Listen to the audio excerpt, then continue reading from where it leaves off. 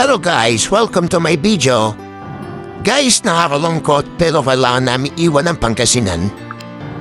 Need na namin bumalik sa Taytaysan. Nalulungkot ako, di dahil aalis na kami. Nalulungkot ako dahil panibagong full tank na naman alay ko. Anyway, dahil long way po uwi, need namin ang patient, endurance, at gandaan na lalaki. Kaya ride safe always, mga kapatatas. So, 7 hours, hindi pa sa may yung stopover. Highs. Kaya namin yan. So, tiwala lang sa big bike namin, scooter pala. Mapapauwi din kami na ligtas. Tapos na ang adventures.